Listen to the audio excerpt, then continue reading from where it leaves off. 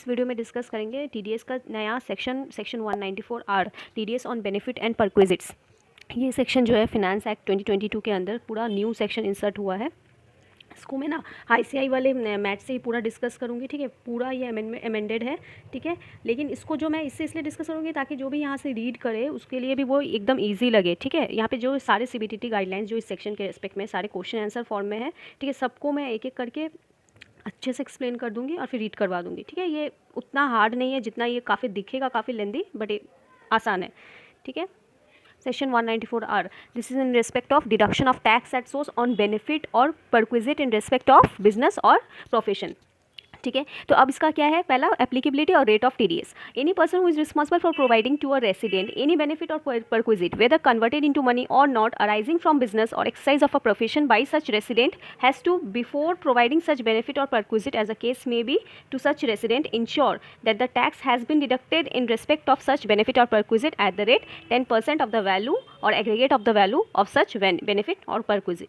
अच्छा, तो पहले लाइन क्या लिखा होता है, any person who is responsible for providing to a resident, ठीक है। तो इसका मतलब यहाँ पे टीडीएस कौन काटेगा, यहाँ पे कोई भी पर्सन, ठीक है। अब who is responsible for providing, यहाँ पे कौन पर्सन एलिजिबल है टीडीएस काटने के लिए, कोई भी पर्सन एक्सेप्ट इंडिविजुअल और HUF, ठीक है। इंडिविजुअल और HUF को तभी टीडीएस, अब इंडिविजुअल HUF कवर नहीं है, लेकिन इंडिविजुअल HUF काट सकते हैं, तभी काटेंगे जब उनका जो लास्ट ईयर का टर्नओवर एक्सीड्स करेगा 1 करोड़ या ग्रॉस रिसिप्ट एक्सीड करेगा 50 lakh, okay. Any person other than individual HUF तभी जब उसका लास्ट ईयर का टर्नओवर या ग्रॉस रिसिप्ट रेस्पेक्टिवली एक्सीड करेगा 1 लाख या 1 करोड़ और या 50 लाख, ठीक है। वो काटेंगे किसका, रेसिडेंट पर्सन का, ठीक है। पे मस्ट बी रेसिडेंट पर्सन। और कितना पर्सन यहाँ पे टीडीएस डिडक्शन होगा 194R में 10% का टीडीएस कटेगा, ठीक है। और ये यहाँ पे 194R में क्या चीज़ के लिए टीडीएस डिडक्ट करते हैं, बेनिफिट या परक्विजिट, ठीक है। तो इसका मतलब क्या होगा, कोई भी पर्सन जो होगा वो अगर बेनिफिट और परक्विजिट अगर प्रोवाइड कर रहा है, ठीक है, जो कि related to business or profession, किसको, रेसिडेंट पर्सन को प्रोवाइड कर रहा है, तो उस रेस्पेक्ट में कितना परसेंट टीडीएस कटेगा, 10% कटेगा वो जो बेनिफिट या परक्विजिट जो प्रोवाइड किया गया है उस एग्रीगेट वैल्यू पे,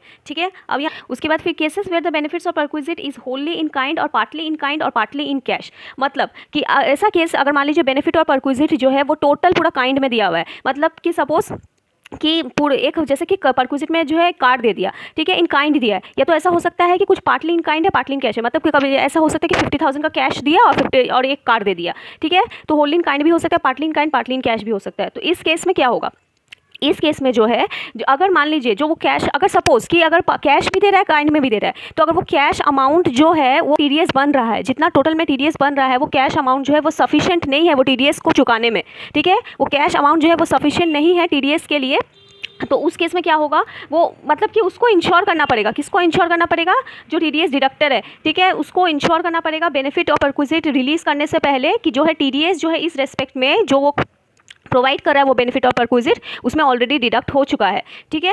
वो कैसे इंश्योर कर सकते हैं, बहुत सारे ऑप्शन हो सकते हैं, या तो क्या कर सकता है जो बेनिफिट प्रोवाइडर है वो उनको बोल सकता है कि आप इस जितना का आपको बेनिफिट मिल रहा है उसके रिस्पेक्ट में आप एडवांस टैक्स पे कर दीजिए, ठीक है, जो कि ज़्यादा प्रैक्टिकल नहीं है बट ये ऑप्शन है। और फिर क्या या तो ऐसा भी हो सकता है जो बेनिफिट प्रोवाइड कर रहा है वो खुद अपने पॉकेट से उतने में जो है टैक्स भर दे, ठीक है। या तो ऐसा भी हो सकता है कि वो बेनिफिट प्रोवाइडर क्या है उसको बोले कि उससे कलेक्ट कर ले वो टीडीएस का अमाउंट और फिर क्या कर दे, जमा कर दे, ठीक है। तो मतलब कि इसका क्रक्स यही है कि जब तक बेनिफिट तब तक रिलीज नहीं करेगा जब तक वो इंश्योर नहीं कर ले कि जो इसके रेस्पेक्ट में जो है टैक्स जो है कट चुका है, ठीक है, टैक्स पेमेंट हो चुका है। तो यहाँ पे वही लिखा है, वेयर द बेनिफिट और perquisite as a case may be in is wholly in kind और पार्टली इन कैश और partly in kind but the part in cash is not sufficient to meet the liability of deduction in tax in respect of whole of such benefit और perquisite. ये वाला line समझ गए कि मतलब वो total benefit और परक्विजिट जो प्रोवाइड कर रहे हैं वो जो कैश पार्ट जो बेनिफिट दिया है वो सफिशिएंट नहीं है, वो टीडीएस अमाउंट को कवर नहीं पा रहा है।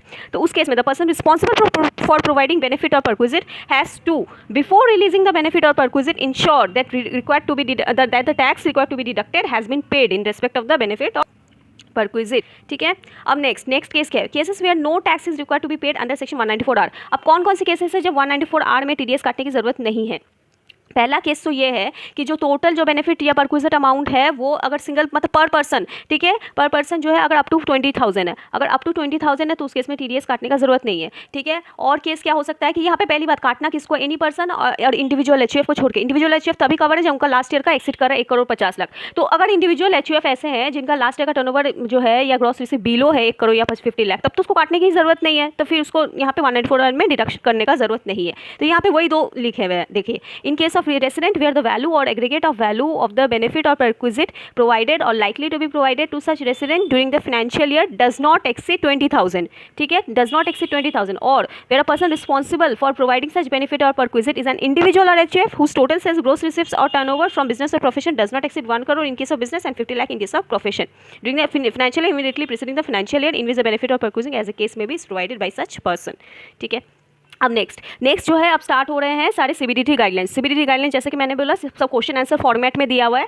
ठीक है, तो इससे क्या होगा और पढ़ने में ज़्यादा आसानी होगा. ठीक है, तो अब एक एक करके मैं डिस्कस कर रही हूँ. पहला गाइडलाइन जो है क्वेश्चन फॉर्मेट में, क्वेश्चन नंबर 1 वो क्या है, is it necessary that the person providing benefit और perquisite needs to check if the amount is taxable under section 28 before deducting tax under section 194R.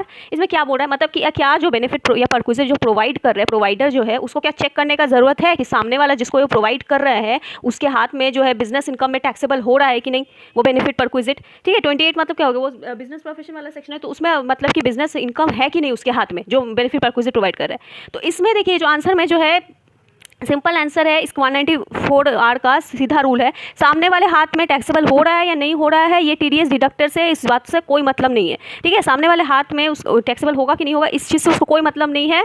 वो अगर इस मतलब कि सारा 194 कंडीशन फुलफिल हो रहा है तो वो जो है प्रोवाइडर जो है वो सामने वाले का TDS काटेगा. ठीक है, यहाँ पे वही लिखा हुआ है, no the deductor is not required to check whether the amount of benefit और perquisite that he is providing would be taxable in the hands of the recipient under section 28.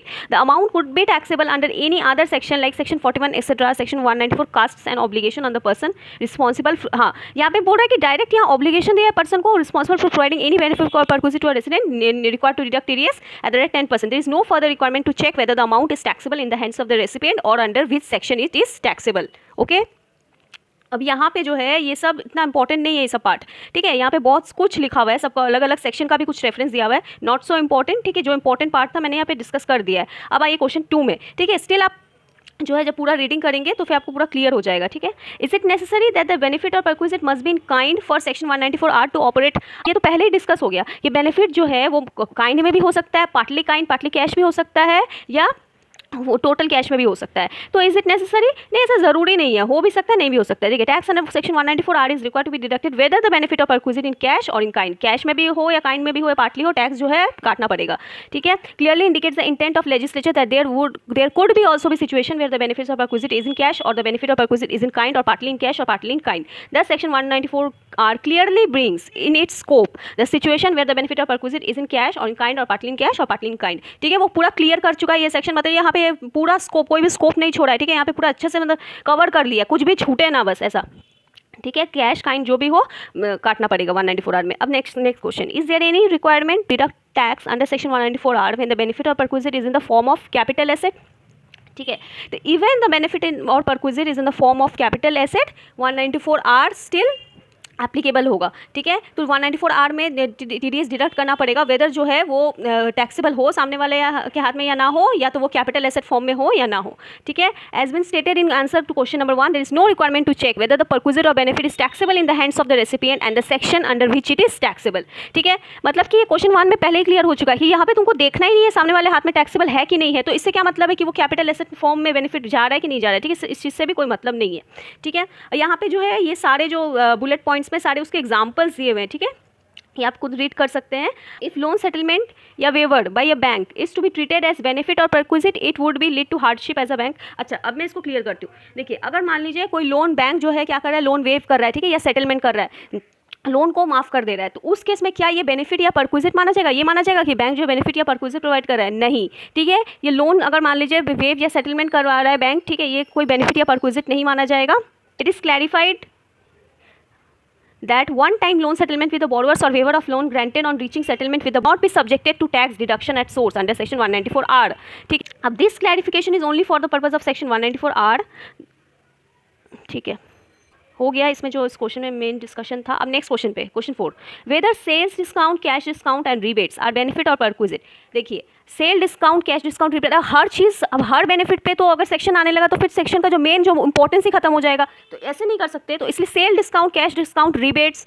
ठीक है, और जैसे अगर मान लीजिए कोई buy one get two offer रहता है कि जैसे 2 शर्ट लीजिए 1 शर्ट फ्री, ऐसे वाले ऑफर या cell discount, cash discount, rebate, इसमें जो है TDS नहीं आएगा. इसको बेनिफिट या परक्विजिट में नहीं लिया जाएगा, ठीक है, इसमें टीडीएस एप्लीकेबल नहीं है। लेकिन लेकिन लेकिन अगर फ्री सैंपल दे रहे हैं, ठीक है, पूरा ही एक फ्री सैंपल दे रहे हैं, तो उस केस में जो होता है वो बेनिफिट परक्विजिट माना जाता है, और उसमें अगर अमाउंट अकॉर्डिंगली एक्सीड करता है, बाकी सब प्रोविजन फुलफिल करता है, तो टीडीएस 194 आर अट्रैक्ट होगा, ठीक है। तो चलिए रीड कर लेते हैं इसको। सेल डिस्काउंट, कैश डिस्काउंट और rebate allowed to customers from the listed retail price represent lesser realisation of the sale price itself, to that extent purchase price of the customer is also reduced, this are also benefits through related to sale purchase. Obviously ये भी उसका purchase price कम हो रहा है discount के कारण, तो ये भी एक बेनिफिट है। But since TDS under section 194 R is applicable on all form of benefit of perquisite, tax is required to be deducted. However subjecting this to tax deduction would put seller to difficulty, ठीक है। तो मतलब क्या बोला जा रहा है यहाँ पे कि डिडक्ट तो होना चाहिए, देखा जाए तो ये भी तो बेनिफिट ही है, क्योंकि सामने वाले का कम रहा है प्राइस, तो उसको बेनिफिट ही तो दिया ना,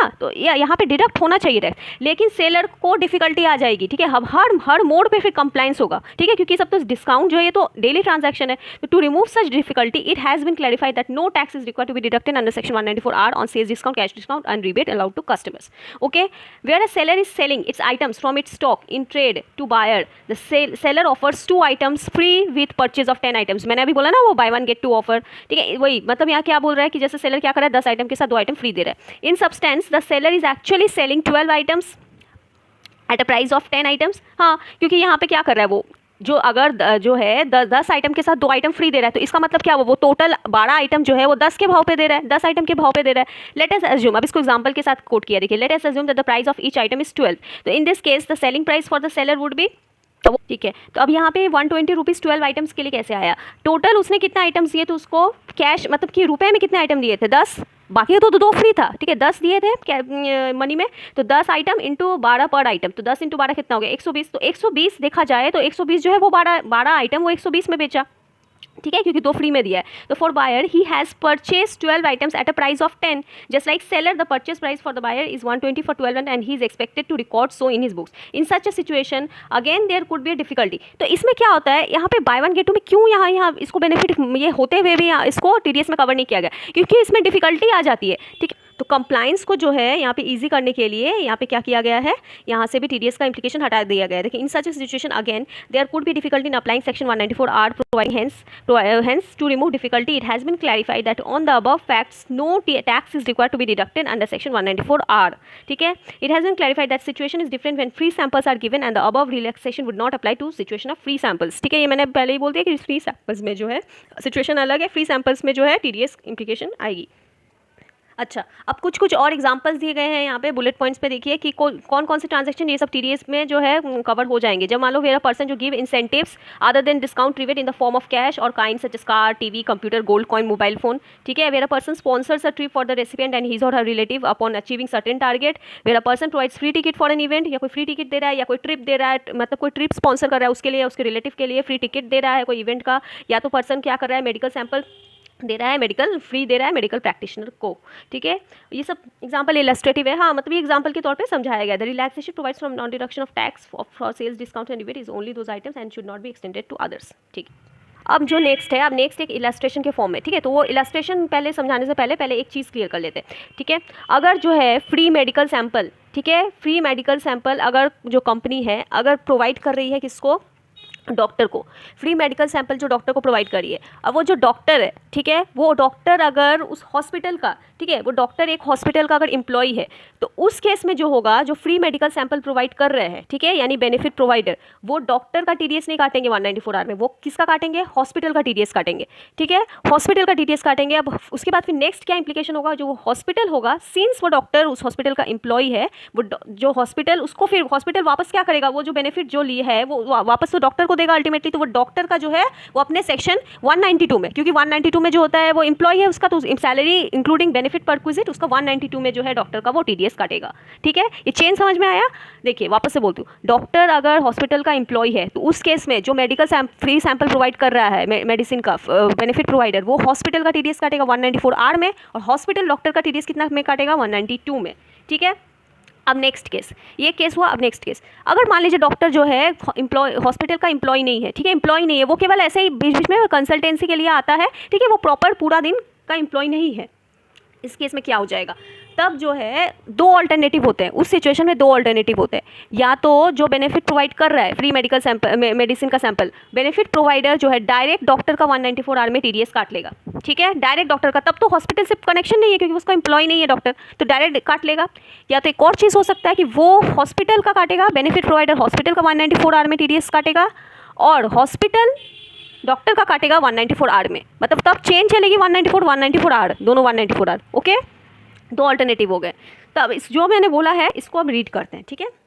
the free medical medicine sample may be provided by a company to a doctor who is an employ of a hospital, ठीक है। यहाँ केस 1 जहाँ पे डॉक्टर जो है एम्प्लॉय है हॉस्पिटल का। The TDS under section 194 R is required to be deducted by the company, okay, यानी benefit provider in the hands of the hospital as a benefit और perquisite is provided to the doctor on account of him being employ of the hospital. ये समझ में आ गया? यहाँ पे क्यों hospital का टीडीएस काटा जा रहा है 194 में? क्योंकि हॉस्पिटल डॉक्टर को जो वो मिला है बेनिफिट, वो इसीलिए ही मिला है क्योंकि वो एम्प्लॉय है हॉस्पिटल का। हॉस्पिटल के कारण उसको जो है, हॉस्पिटल के कारण जो है उसको क्या है, डॉक्टर को बेनिफिट मिला, इसलिए यहाँ पे जो है कंपनी जो बेनिफिट प्रोवाइडर है वो हॉस्पिटल का टीडीएस काटेगी 194 आर में, ठीक है। Thus, in substance, the benefit or perquisite is provided to the hospital. The hospital may subsequently treat this benefit or perquisite as a perquisite given to its employees if the person who used it is his employee under section 17 and deduct tax under section 192. समझ गए? मतलब उसके बाद फिर क्या करेंगे, वो उस अपने एम्प्लॉयज़ को जो बेनिफिट परक्विजिट ट्रीट करेंगे, जो उसको प्रोवाइड कर किया जा रहा है डॉक्टर को, तो अकॉर्डिंगली वो क्या करेंगे, डॉक्टर का 192 में टीडीएस काट लेंगे। In such case it would be first taxable in the hands of the hospital, in the hands of the hospital में टैक्स हो गया पहले 194 आर में उसका टीडीएस काटेगा, and then allowed as deduction as salary expenditure. So ultimately the amount would be taxed, get taxed in the hands of the employee and not in the hands of the hospital. Hospital can get credit of tax deducted under section 194 by furnishing his tax return. It has been further clarified that the threshold of 20,000 is also required to be seen with the respect of the recipient entity, ठीक है। Finally hospital का जो TDS कटा वो तो उसको credit मिल जाएगा और हॉस्पिटल जो है घूम फिर के जो है अल्टीमेटली किसके हाथ में लिखा, जो बेनिफिट को क्लेम किया, यानी कि उस डॉक्टर के हाथ में ही टीडीएस मतलब कि टैक्स कलेक्ट हुआ, ठीक है। और यहाँ पे ये सारे चेन में जो है वो 20,000 का जो लिमिट है उसको डिनाई नहीं किया जाएगा, उसको ओवरलुक नहीं, उसको लिमिट को कंसिडर करके ही ये सारी प्रोविजन को चेक की जाएगी, ठीक है। उसके बाद नेक्स्ट ये नेक्स्ट वाला केस है जब डॉक्टर जो है एम्प्लॉय नहीं रहता है, ठीक है। Similarly the tax is required to be deducted under section 194 R if the benefit और perquisite is provided to a doctor who is working as a consultant in the hospital, okay. In this case the benefit और perquisite provider may deduct tax under section 194 R with the hospital as a recipient, and then hospital may again deduct tax under section for providing the same benefit or perquisite to the consultant। समझ गए?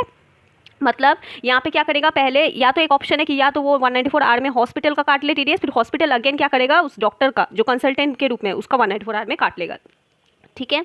उसके बाद फिर क्या हो जाएगा, 10 अच्छा एक ऑल्टरनेटिव, हाँ ऑल्टरनेटिव टू रिमूव, फिर ऑल्टरनेटिव भी है। ऑल्टरनेटिव क्या है, अगर मान लो ये डिफिकल्टी आती है तो ऑल्टरनेटिव ये है कि डायरेक्टली जो है डिडक्ट कर सकता है टैक्स 194 आर में in case of the consultant as a recipient, क्योंकि यहाँ पे फिर क्या कर सकता है, जो कंपनी बेनिफिट प्रोवाइडर वो डायरेक्ट क्या कर सकते हैं 194 आर में डॉक्टर का टीडीएस काट सकता है एम्प्लॉय कंसल्टेंट का, ठीक है।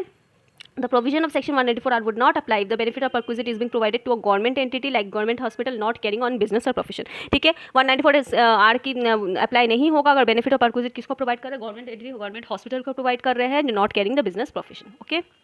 अब next question, how is the valuation of benefit perquisite required to be carried. अच्छा अब वैल्यूएशन कैसे करेंगे बेनिफिट परक्विजिट का, देखिए सिचुएशन के हिसाब से दिया हुआ है। देखिए benefit perquisite provider has purchased the benefit perquisite before providing it to the recipient. जो बेनिफिट जो प्रोवाइडर है, ठीक है, वो क्या किया है, बेनिफिट प्रोवाइड करने से पहले खुद खरीदा है, ठीक है।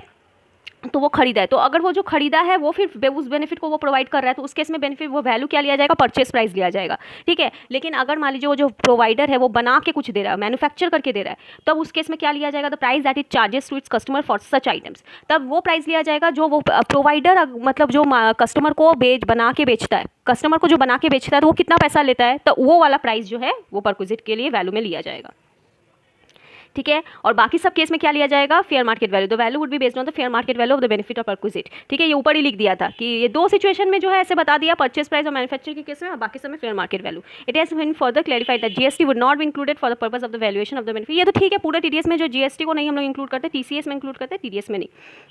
अब next question, many a times a social media influencer is given a product of a manufacturing company so that he can use that product and make audio video to speak about that product in social media. Is this product given to such influencer a benefit or a perquisite? अब देखिए कितना time, अब ये देखिए अब कुछ भी नहीं छोड़ा है, मतलब कि सब कुछ, मतलब कि ये सेक्शन जो